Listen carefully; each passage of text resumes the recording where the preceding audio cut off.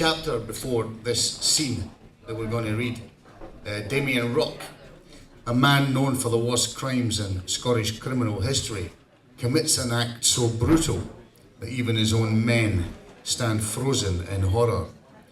He'd used Clive, his gay prison lover, to manipulate the system and win his freedom, but outside the bars, the love turned to control into violence, and violence into fire.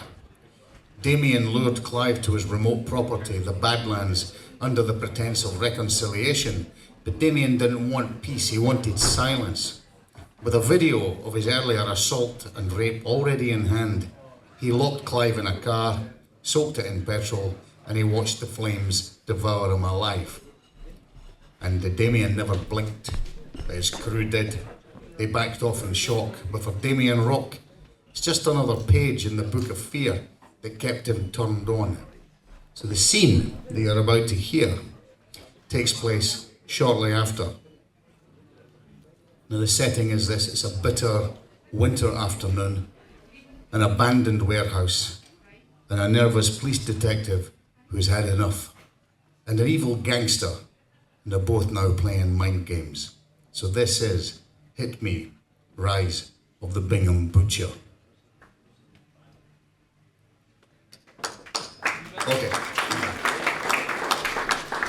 So, here we go. The stinker some. What you fucking parking a postcode away for? Just seemed like a good spot, that's all. And I could do with the exercise. Aye, right. You've been doing cartwheels to avoid me, haven't you, you fucking wee cock prick? Relax, you Raj, I'm not going to bite.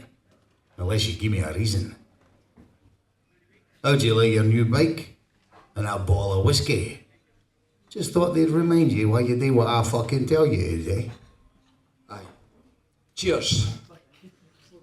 As if I need reminding. It's with me every night and every day. Follows me everywhere. But I'm glad you mentioned it. I need a wee favour. And you'll help me, right?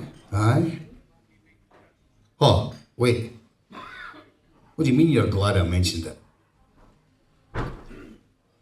I've been thinking for a long time now that I'm just going to come clean and do my time.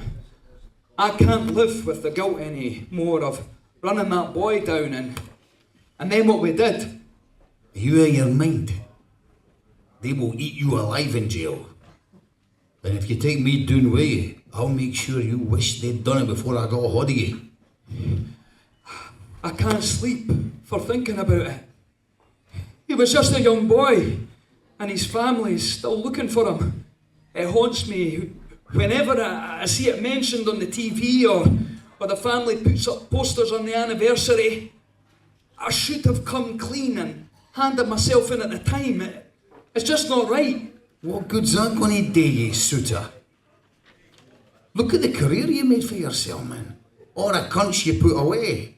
I mean, the paedophiles, the rapists, the murderers, and mind even the terrorists. I mean, you had a hand in that, did you know? You did all this because of what happened to that boy. And you saved tons of kids from that beast you caught with the sleeping tablets, the cable ties, and the sweeties in the boot of his fucking car, hanging about the kids' playground.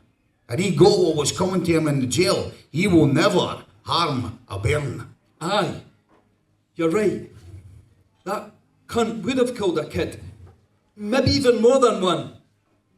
But it's the boy's family that is suffering, not knowing if the boy is dead or alive. And then me being at your mercy every time, anytime you need anything. It's all too much.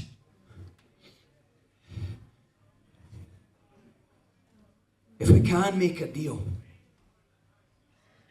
that this is the last thing I do for you, then maybe I can keep taking scum off the streets, save the kids from these evil bastards. Then I might be able to keep going. That's more like him, old pal. You know it makes sense. Deal. So what is it you need? One of the fancy Polish gadgets. The ones that find dead bodies. I've buried more cunts in a cemetery, and some are buried alive. I need to dig them all up again before IKEA buys my land. I can't sell them if they dinna. A GPR. Jesus, Damien. Jesus, fucking Jesus, how can you mention that wee prick when you're in the presence of a fucking devil, Souter? Mon son, you need to grow a pair of balls. I'm not asking you to do the fucking digging, just get the gear and keep your Polish pals from fucking sniffing about. This is mad. You can buy them online. It's called a ground penetrating radar. I'll send you the link, but I really shouldn't be hearing all this. Aye, maybe I'll get two, do the job in half the time, maybe get a discount, eh? Okay. I will make sure no police come anywhere near you for a few weeks, but this has to be the end of the blackmail, or any mail, calls, or contact of any kind. To be clear, it ends here. You do your thing, and I will do mine. But mind this, if the Polish do come sniffing about, another body might get dug up. You know what I mean, don't you? Whiskey, bike, drunk cop. Only fucking kidding, Souter. A deal's a deal. You will never hear from me again. What happened in that car? Oh, did I not tell you?